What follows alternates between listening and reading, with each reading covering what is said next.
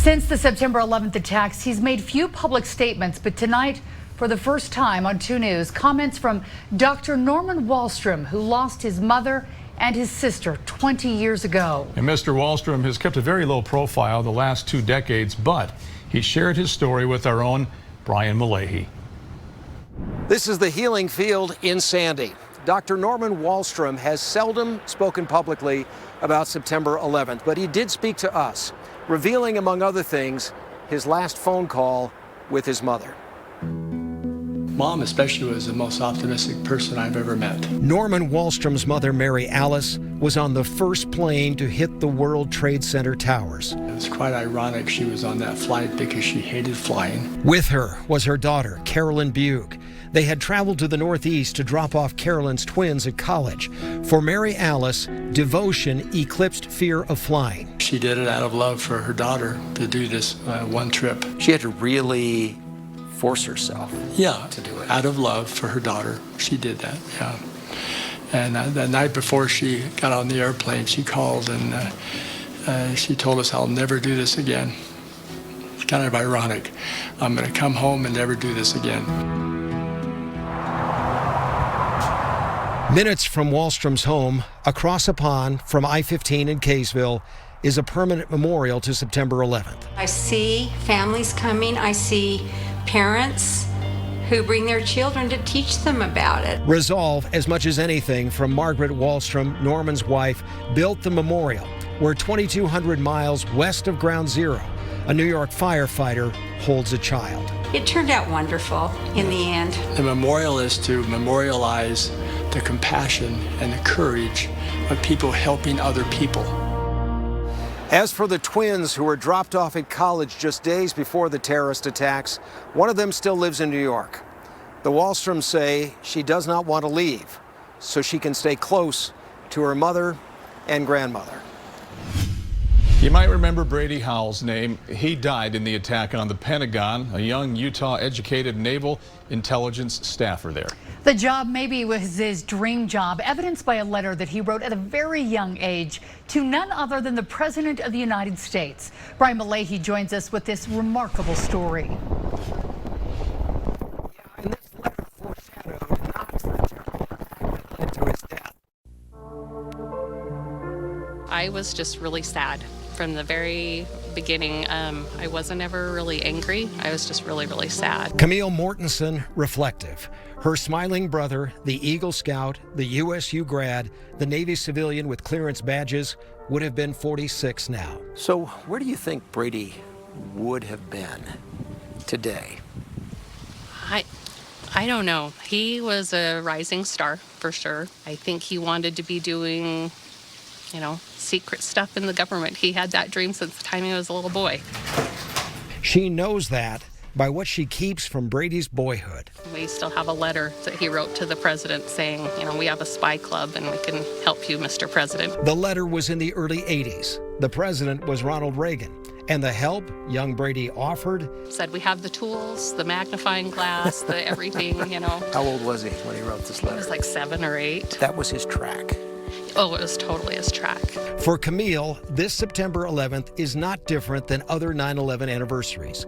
She gives service, eats Brady's favorite ice cream, mint chocolate chip, and ponders beyond a deep 20-year loss. I don't feel like people need to remember that my brother died because lots of people die. I think there's bigger lessons than just, this many people died on September 11th. We need to look for ways to recognize everybody's suffering and pain and help each other out through that, no matter the circumstance. You heard her mention that she was never angry. Why not? She says while the attacks were evil, she believes the terrorists thought they were doing right. They were misled, and she pities them. Anger, she says, does no good. This week, the Justice Department announcing in a new report that potentially thousands more people died from cancers related to Ground Zero than in the actual terror attack itself. Tonight, a Utah firefighter shares the lessons learned after responding to New York City. As Jamie McGriff reports, he also hopes others will be inspired and heed his warnings. The 2 planes flew into the 2 towers. There will never be enough time Handle the emergency situation. that will allow anyone to forget this. It was the emotion that was running high throughout the whole country, disbelief that we'd been attacked on our own soil. And not long after, Claire Baldwin got the call that he and fellow members of Utah's Federal Disaster Response Team, Utah Task Force 1, were heading to Ground Zero. I don't think anybody was ready for what we saw. The size of the area was about the size of our Liberty Park. It took about 40 to 50 minutes to walk around the area that was destroyed. Baldwin, now a retired assistant chief of the Salt Lake City Fire Department, says there were many gut-wrenching and stomach-turning moments. The smoke, the smell of the musty smell that was just overwhelming. And then, of course, it rained a lot while we were there. At the point that we got there, we knew the chances of finding live victims was pretty small, if not completely gone. For Baldwin and firefighters across the country, the pain of losing any firefighter is heavy.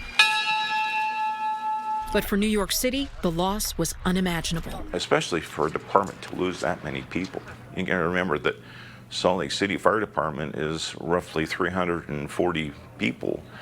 So that they lost what would be equivalent of our entire fire department. Baldwin says he worked the night shift at Ground Zero, working from 7 at night to 7 in the morning. My job was to carry the camera. We have a camera that has a boom on it, and on the end of the camera lens, it has a big bright light. And so we would take that boom and extend it out when we would find a void area. He worked on this incredibly massive pile of destruction for about 2 weeks. Could anything have been done differently? Well, we were learning a lot 20 years ago, 30 years ago, things so a lot of those things have been changed.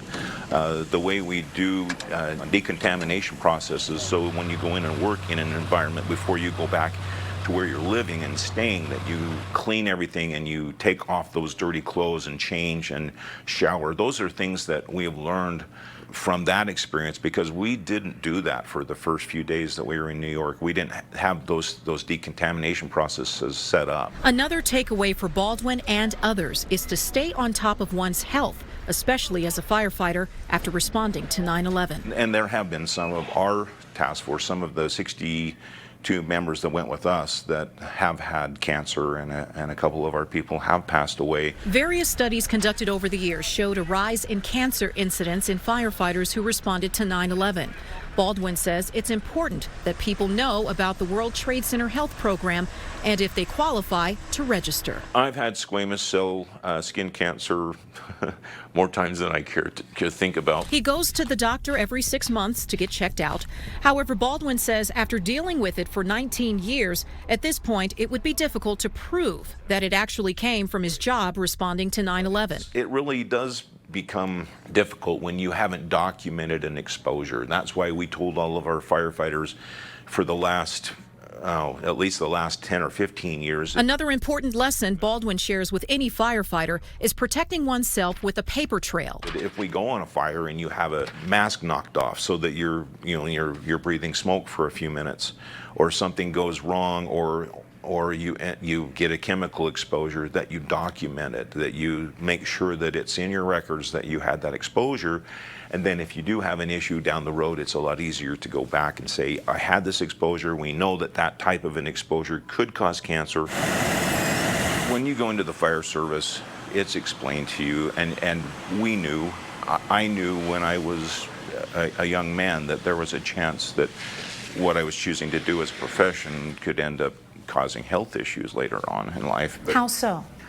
well, when you're exposed to products of combustion over a 30-plus year period, your chances of getting a variety of different cancers goes up by quite a bit. It's considerably higher depending on the type of cancer. Even with his health challenges, Baldwin doesn't regret his more than 30 years as a firefighter. I think it's important that if there is a takeaway from 9/11, is that we as a country need to be united and find the commonalities that all of us desire, all of us need, and try to focus less on the things that where we're different. Jamie McGriff, 2 News.